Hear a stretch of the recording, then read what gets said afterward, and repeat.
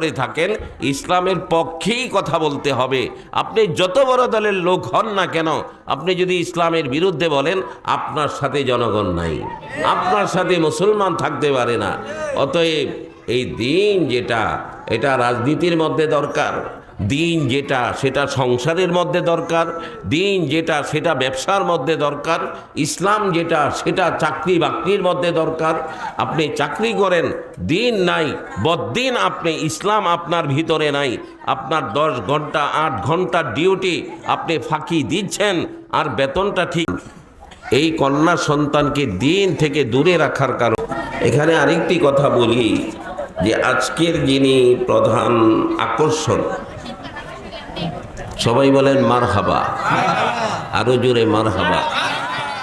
প্রধান আকর্ষণ, এটা তো প্রধান বক্তা লিখলে তো একটা হইতো। প্রধান আকর্ষণ মানে তিনি আজকে সর্বে সর্বা, তিনি প্রধান আকর্ষণ এই মাহফিলের। ওনার একটা কথা এখানে লেখা আছে যে 26 ইঞ্চি, 26 ইঞ্চিতে 2 ফুট 2 ইঞ্চি হয়। আসলে 26 ইঞ্চি নাকি একটু উঁচা সেটা আল্লাহই ভালো জানে, কিন্তু 26 ইঞ্চি বক্তা হিসাবে তিনি প্রসিদ্ধ। তো ওনাকে দেখতে আসা এটাও তো একটা, যেহেতু প্রধান আকর্ষণ, লম্বা হলেন 26 ইঞ্চি। এই এতটুক মানুষ, তিনি দাওয়াতি মেহমান হন। এই ছোট্ট মানুষটা তিনি কি, তিনি যদি লেখাপড়া না করতেন তাহলে গাড়ি চালানো তার জন্য মুশকিল ছিল। অটো চালাবেন, ব্রেক তো পায়ে লাগুর পাওয়া যাবে না। 26 ইঞ্চি মানুষ যদি সিটে বসে, পায়ের ব্রেক এটা ওনার নাগালের বাহিরে। কথা বুঝতেছেন? কোনো কাজকর্ম বোঝা টানবেন সেটাও তার জন্য কঠিন। এতটুক মানুষ কতটুক বোঝা নিতে পারবেন? কিন্তু দেখেন কোরআনের মুজিজা, আমার কথা শুনতেছেন আপনারা? এই যে 26 ইঞ্চি, তিনি একজন আলিম, তিনি মুফতি, কোরআনে পাকের বরকতে তিনি বয়ান করবেন, আপনারা শুনবার জন্য বসে আছেন। আলহামদুলিল্লাহ বলে। তোর এই ছোট্ট মানুষটাকে সম্মান কতটা বৃদ্ধি করে দিয়েছে দ্বীনি ইলম। কোরআনে তার সম্মান বাড়িয়েছে না কমিয়েছে বলেন? এই কোরআনের শিক্ষার দ্বারা তার সম্মান বাড়ছে না কমছে? কি পরিমাণ বাড়ছে যে তাকে দাওয়াত করা হয় ওয়াজ করার জন্যে, নসিহত করার জন্যে। তার এই সাইজ দিয়ে তিনি দুনিয়াবি কোনো কাজ তার জন্য করা মুশকিল, কিন্তু ইলমের বরকতে তিনি একজন বক্তা। সারা বাংলাদেশে বিভিন্ন জায়গায় তিনি গিয়ে ওয়াজ করেন। এটা কোরআনে তাকে করেছে, কোরআনের শিক্ষায় তাকে সম্মানিত করেছে। তিনি, ওনার নামটা নিতে হজরত মাওলানা মুফতি মোতাসিম বিল্লাহ, হজরত বলতে হয়, মাওলানা বলতে হয়, মুফতি বলতে হয়। হজরত শব্দের অর্থ হলো যে যার মহব্বত আমাদের অন্তরের মধ্যে সর্বক্ষণ উপস্থিত। হজরত বলি না আমরা? হজরত শব্দের অর্থ কি? যে যেই ব্যক্তির মহব্বত, যেই ব্যক্তির ভালোবাসা, যেই ব্যক্তির প্রতি আকর্ষণ যেটা, সেটা অন্তরে উপস্থিত থাকলেই তাকে হজরত বলা হয়। এটা সম্মানের একটা আরবি শব্দ, হাজির থেকে হজরত। আবার মাওলানা, তিনি মাওলানা এটা বলতে বাধ্য। তিনি তার সাইজ কতটুক সেটা বড় বিষয় না, তিনি মাওলানা হয়েছে। মাওলানা শব্দের অর্থ কি? মাওলানা শব্দের অর্থ হলো আমাদের অভিভাবক, ধর্মীয় অভিভাবক। এটা হলো মাওলানার অর্থ। মাওলা এটা হলো অভিভাবক, আর না মানি আমাদের। তিনি আমাদের অভিভাবক, দ্বীনি অভিভাবক। তিনি দ্বীনের পরামর্শ দেন, তিনি কোনটা হালাল কোনটা হারাম, তিনি কোনটা আমাদের জন্য বৈধ কোনটা অবৈধ, কিভাবে চলা দরকার, কোনগুলোই আমাদের গ্রহণ করা দরকার, কোনগুলো বর্জন করা দরকার, এই জাতীয় পরামর্শ যাদের কাছ থেকে পাওয়া যায় তাদেরকে মাওলানা বলে। কি বলে? মাওলানা। আর এই পরামর্শদাতা হওয়ার জন্যে কমপক্ষে 12 বৎসর পড়তে হয়। কত বৎসর? 12 বৎসর। একদম কিতাব বিভাগে পড়তে পড়তে 12 বৎসর পড়ে গিয়া দাওড়া পাশ করে অথবা তাকমিল অথবা সে কামেল পাশ করে এরপরে তাকে মাওলানা বলা হয়। যাই হোক, এই দ্বীনি শিক্ষা, কোরআনের শিক্ষা, এটা সম্মানিত করে।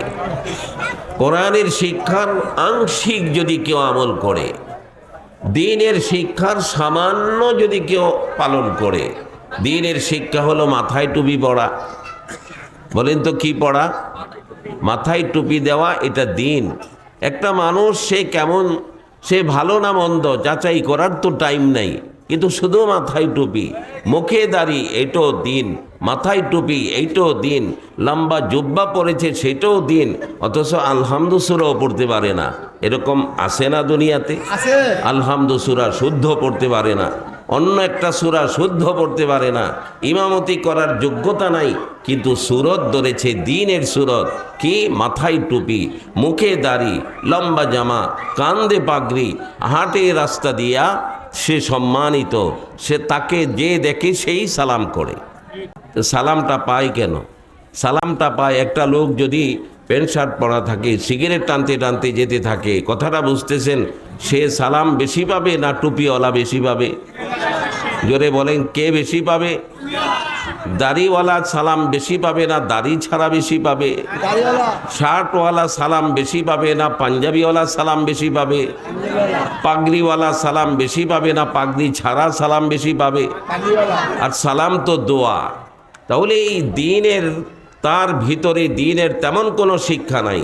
সে সূরাও শুদ্ধ করে নাই, মাসলা মাসাইল পর্যন্ত জানে না, কিন্তু বাহ্যিক কিছু সূরত সে ধারণ করেছে, যে মাথায় টুপি, মুখে দাড়ি এবং লম্বা জামা পরার, এই এতটুক দ্বীন গ্রহণ করার কারণে তাকে দেখলে সালাম করে, বলে যে আল্লাহ আপনাকে শান্তি দান করুন। সুবহানাল্লাহ বলে। সালামটা যে দেয় আমাদেরকে, বা সালামটা যে আমরা দেই, যাকে সালাম দিলাম তাকে কিন্তু দোয়া করে দিলাম। যাকে সালাম দিলাম তাকে কি করলাম? দোয়া করলাম। সবাই বলেন কি করলাম? দোয়া করলাম। কি বললাম? আসসালামু আলাইকুম, আপনার উপর আল্লাহর পক্ষ থেকে শান্তি বর্ষিত হোক। এটা হলো সালামের অর্থ। এই সালামটা একটা সুন্নাত, এই সালামটা একটা বারাকাত। এই একটু দিনদার হওয়ার কারণে সে সালাম পায়। একটা মুরব্বী, দাড়ি নাই, মাথায় টুপি নাই, এরপরে জামা নাই, অনেক বয়স্ক লোক কত দাড়ি রাখে না, বয়স হওয়ার পরেও সে সালাম কম পায়, তার মধ্যে শুধু দাড়ি না থাকার কারণে। আর বুড়া মানুষ দাড়ি না রাখলে ভালো দেখা যায় না খারাপ দেখা যায়? জোয়ান মানুষ তো দাড়ি কাটে, একটা সাইজ মাইজ আছে, কিন্তু যখন বৃদ্ধ হয়ে যায়, 70-80 বছর বয়স, এই বুড়াই যখন দাড়ি কাটে তখন কি ভালো দেখা যায়? কি বলেন? হিন্দু হিন্দু মনে হয়। বলেন তো কি মনে হয়? কি মনে হয়? হিন্দু হিন্দু। এই বুড়া বুড়া হিন্দুরা দাড়ি রাখে না। এখন মুসলিম যদি 70-80 বছর বয়সে দাড়ি না রাখে, তাকে মুসলমান বলতেও ভালো লাগে না, কেমন জানি লাগে তার চেহারা। তার চেহারাটা ভালো লাগে। অনেক রাজনীতিবিদ 70-75 বছর বয়স হয়ে গেছে, আমাদের দেশে রাজনীতি যারা করে, বিএনপি বলেন, আওয়ামী লীগ বলেন, দাড়ি রাখে না। এরা মনে করে ধর্ম নিরপেক্ষ দেশ, আমি যদি দাড়ি রাখি তাহলে তো ইসলামের পক্ষে হয়ে গেলাম। এই কেমন রাজনীতিবিদ! আরে কেমন রাজনীতিবিদ!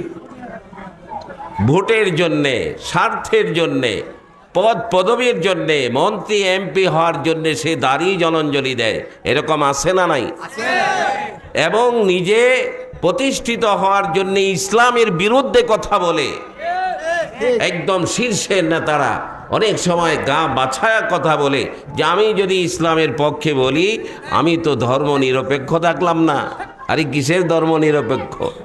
আমরা তো হইলাম ধর্মের পক্ষের লোক, আমরা হলাম আল্লাহর পক্ষের লোক, আমরা হলাম শান্তির পক্ষের লোক, আমরা হলাম কোরআনের পক্ষের লোক, আমরা হলাম ইসলামের পক্ষের লোক। জোরে বলেন ঠিক না বেঠি? আমরা কোরআন চাই না না চাই? আমরা ইসলাম চাই না না চাই? আমরা শান্তি চাই না না চাই? তাহলে শান্তি তো আছে ধর্মের মধ্যে, শান্তি আছে ইসলামের মধ্যে। এই জন্য রাজনীতি যারা করে, দিন আসতেছে, এমন সময় আসতেছে যে ইসলামের ব্যাপারে কোনো কটূক্তি করে কোনো কুলাঙ্গার আমাদের দেশে এমপি হতে পারবে না, পারবে না এমপি হতে। ইসলামের বিরুদ্ধে কোনো কথা বলেছে, আমাদের দেশের মানুষ আস্তে আস্তে জাগতেছে, জাগরণ সৃষ্টি হচ্ছে, ইসলামের প্রতি মায়া মমতা দিন দিন বাড়তেছে। আমি কি ভুল বললাম বলেন? ইসলামের প্রতি মহব্বত ভালোবাসা বাড়তেছে। আপনি যদি কোনো দল, আপনার সাথে জনগণ নাই, আপনার সাথে মুসলমান থাকতে পারে না।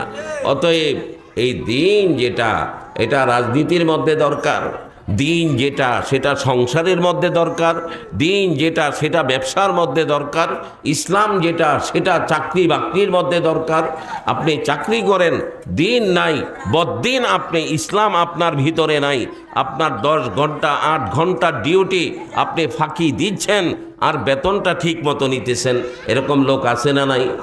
একজন রাজমিস্ত্রি, তার ভিতরে যদি দিন না থাকে, আল্লাহর ভয় না থাকে, তাহলে আপনি তাকে দিয়ে দালান বানাবার পর সে আপনার ক্ষতিই করবে। কি ক্ষতি করবে?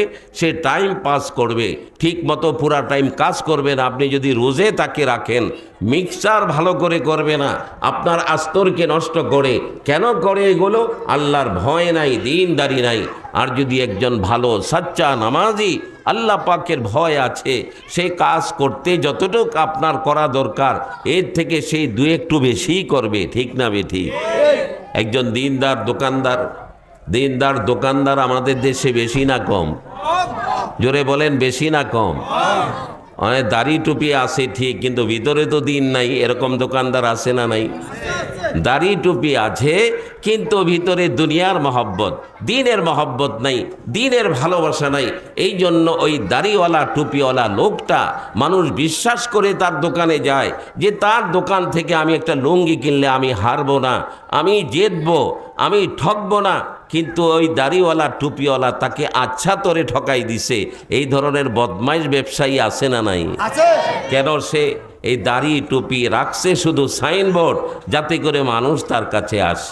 এটাই তো বুঝাইতে চাচ্ছে। আর নাই, তোমার দাড়ি তোমাকে এই বাটপারি থেকে বাধা দেয় না, তোমার টুপি তোমাকে এই ধান্দাবাজি থেকে বাধা দেয় না, তাহলে তুমি ধোকাবাজ। জোরে বলেন, ঠিক না বেঠিক?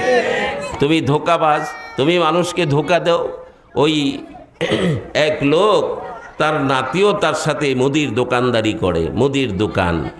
তো ওই মুরব্বী হজে গেছে, হজ করে আসার পর তাকে জানি কি বলে, যে হজ করে তাকে কি বলে, যে হজ কি, এটা জায়েজ না জায়েজ ওটা বাদ দিলাম, কমপক্ষে মাহফিলকে তো সম্মান করা দরকার। এটা তো কালকেও ফুটাতে পারেন, রাত্রের 12টার পরে ফুটান। আপনি একটা মাহফিল চলতেছে, আপনি কি আওয়াজ করতেছেন? আর কারাই ফুটায়? কোন পোলা পান? তাদের বাবা মা কি? আরে তাদের গার্জেনরা কোথায়? অসভ্য যত সব। একটা মাহফিল হচ্ছে, কোরআনের মাহফিল, ছাত্রদেরকে মাথায় পাগড়ি পরিধান করানো হবে। আমি তো ওরকম ওয়াজ করার জন্য আজকে আসি নাই। আমার দ্বারা পাগড়ি দিবে বক্তা রেডি থাকার কথা ছিল হয়তো 10-15 মিনিট। এখন তো হাবভাব যেহেতু আসতেছে না, এই জন্য কিছু কথা বলতিস। আর কথা তো আমাদের দেশে কথা শুনবার মতো তো মেজাজ নষ্ট হয়ে গেছে। একদম টান দিতে হবে, খুব জোরে সুর দিতে হবে, কথা বুঝতেছেন? আবার সেগুলোর নাম হইল ওয়াজ। ওয়াজের মধ্যে জান প্রাণ থাকুক আর না থাকুক, বাস কতক্ষণ বললেই। আজকে যে পরিমাণ ওয়াজ বাংলাদেশে হয়, এই ওয়াজগুলো যদি আব্দুল মতিন ঢালকানগর হজরতের মতো হতো, এই বয়ানগুলো যদি মুফতি আবু সাঈদ সাহেব দামাত বারকাতুহুম ওনাদের মতো হতো, এই ওয়াজ যদি মুফতি মনসুরুল হক সাহেবের মতো হতো, এই ওয়াজ যদি নানুপুরের হজরত সালাউদ্দিন সাহেবের মতো, এই বক্তাগুলো যদি এই ধাঁচের হতো, তাহলে আমাদের আরও ইসলামের উন্নয়ন হতো।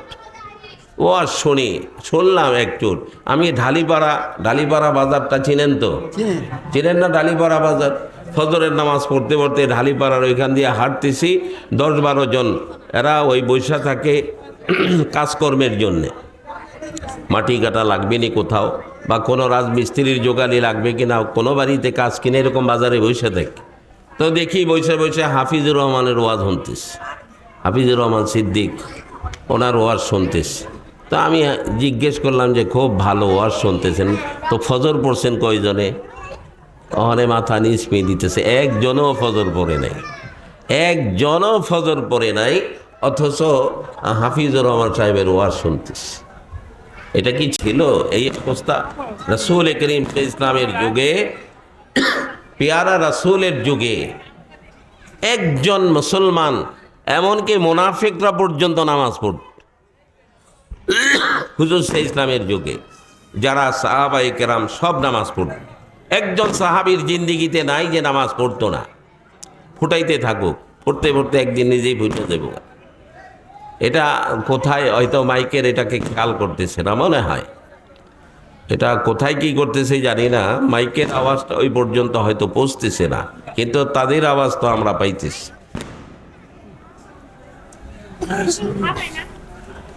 বিবাহ শাদী মনে হইতেছে, এই সমস্ত বিবাহ শাদীর মধ্যে এই সমস্ত আকামগুলো যে হয়, যেই বিবাহের মধ্যে ঢোল বাজনা হয়, যেই বিবাহের মধ্যে নর্তকী এনে গান বাজানো হয়, মেয়েদেরকে ছেলেরা গায়ে হলুদ দেয়, এরকম বিবাহ আছে না নাই? জোরে বলেন আছে না? বিবাহের মধ্যে গানের অনুষ্ঠান, বিবাহের মধ্যে ছেলে মেয়েরা নাচতেছে। এই জন্যে বর্তমানে পারিবারিক জীবন বিষাক্ত হয়ে গেছে, স্বামী স্ত্রীর মধ্যে কোনো মেল মেলাপ নাই। এবং মহিলারা কি আমাদের দেশের খুব বুজুর্গ হয়ে গেছে? আমাদের দেশে এই ফেসবুক চালাইতে চালাইতে মাশাআল্লাহ, ফেসবুকের মাধ্যমে এই মহিলা আরেকজন পুরুষের সাথে সম্পর্ক গড়ে ফেলছে, অথচ নিজের বাচ্চা দুই তিনটা বাচ্চা। এই বাচ্চার বয়স কারো 2 বছর, কারো 3 বছর, কারো 5 বছর।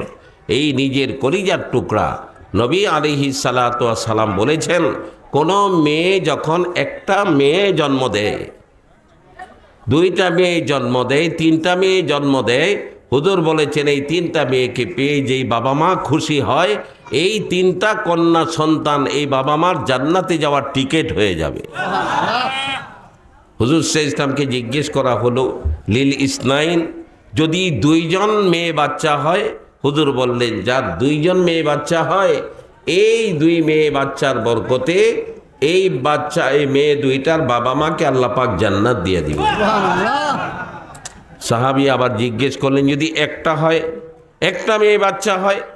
নবীজি বললেন, একটা মেয়ে যদি হয়, ফা আল্লামাহা ওয়া আদ্দাবাহা, তাকে ইলম শিক্ষা দিল, তাকে খুশি হলো যে মেয়ে হয়েছে, আল্লাহ যা দিছেন তার উপরে খুশি, আল্লাহ পাক এই একটা কন্যা সন্তানের বরকতে তাকে জান্নাত দান করবেন। এই কন্যা সন্তানকে দিন থেকে দূরে রাখার কারণে নিজের বাচ্চাদেরকে রাইখা আরেক বেটার সাথে ভাগতেস, বহু করতেস। আমাদের দেশের অনেক মেয়েরা নিজেরা নিজের স্বামীকে ডিভোর্স দিতেস। আমি কি ভুল বললাম? স্বামী লাগে না, এখন তালাক দেয়া লাগে না, মেয়েই নিজে ডিভোর্স দিয়া দিতেস। এই সব হচ্ছে শুধু দিন থেকে দূরে থাকার কারণে। আমাদের দেশের ইমাম সাহেবরা দেখেন, কোন ইমামদের বাসায় শুনছেন যে স্বামী স্ত্রীর ঝগড়া? শুনছেন? হয়তো তর্ক বিতর্ক হতেই পারে, কিন্তু মারামারি। সকালবেলা ইমাম সাহেব ফজর পড়াইতে আইছে, দেখেন যে ঠোঁট ফুইল্লা এরকম হয়ে রইছে, এরকম দেখছেন কোনো সময়? কিন্তু মুসল্লিরা বউয়ের রাতে মাইর খায় আর দাঁত লড়ায় হালায়, বেটিও পিটায় বেটায়ও পিটায়, শুধু দিন হওয়ার কারণে, দিন না থাকার কারণে ঘরে ঘরে স্বামী স্ত্রীর ঝগড়া হচ্ছে। এর থেকে তালিম পাইতেছে তার মেয়ে, তার ছেলে, তারা তালিম পাইয়া এই ছেলেও নিজের স্ত্রীর সাথে ঝগড়া করে, বাবার কাছ থেকে শিখছে বউ মানি তারে পিটাইতে হইব, বউ অর্থই হইল তার সাথে ঝগড়া করতে হবে। আর মাইয়ারা কি শিখতেছে? মেয়েরা শিখতেছে যে স্ত্রী মানে আরেক বাড়িতে গেলে শ্বশুরের খেদমত, শাশুড়ির খেদমত, ওই বাড়ির ননদ, এগুলো কিচ্ছু থাকতে পারবে না, সব সাফ করতে হবে। আমি আর আমার স্বামী থাকবো। এই বোনকে কেন টাকা দেয়, বাবাকে কেন টাকা দেয়, মাকে কেন টাকা দেয়, এই নিয়ে বউ ঝগড়া করে, আছে না নাই বলেন? বাবার সাথে কথা বলবে কিন্তু ডরে কয় না, বউ টের পাইলে তো খবর আছে। কেন এই অবস্থাটা? শ্বশুর শাশুড়ির খেদমত তো নাই, বরঞ্চ নিজের সন্তান বাবা মার খেদমত করবে সেটা বিবির জন্যে পারে না। বোনের খোঁজ দেবে বিবির জন্যে পারে না। এরা বিবি না, এরা হলো 1 নাম্বার শয়তান। জোরে বলেন ঠিক না বেটি? যেই বউয়ের কারণে নিজের বাবা মার পর্যন্ত খোঁজ নিতে পারে না, ভিন্ন করে দেয়, বাবা মা থেকে আলাদা বাসা নিয়ে থাকার জন্যে বলে, এরা কোনোভাবেই মানুষের কাতারে পড়ে না, শুধুমাত্র বদ্দিনের কারণে। এই বদ্দিনই শুরু হয় বিবাহ শাদী থেকে। বিবাহের মধ্যে গান বাজনা, বিবাহের মধ্যে ডোল, বিবাহের মধ্যে বাদ্য, বিবাহের মধ্যে গায়ে হলুদ, বিবাহের মধ্যে অপচয়, খানার জন্য এন্তেজাম তো না, কমিউনিটি সেন্টারে এই নাই 1 লাখ টাকা তার কাছে নাই, 2 লাখ টাকা খরচ করে বিয়ার আয়োজন করছে। আর দোকান নিয়ে বইছে, চেয়ার টেবিল নিয়ে বইছে, কে খাইলো, কয়জন খাইলো, কয় টাকা দিলেও রাত্রে হিসাব হয়। আস্তাগফিরুল্লাহ। এই এরা 10 জনে খাইয়া গেছে, 5 জনে খাইছে, মাত্র 2000 টাকা দিছে, লস কইরা হালাইছে। এটা কিসের দাওয়াত? এই প্রথা আছে না নাই বলেন? এই কেন আছে? ইসলাম না থাকার কারণে।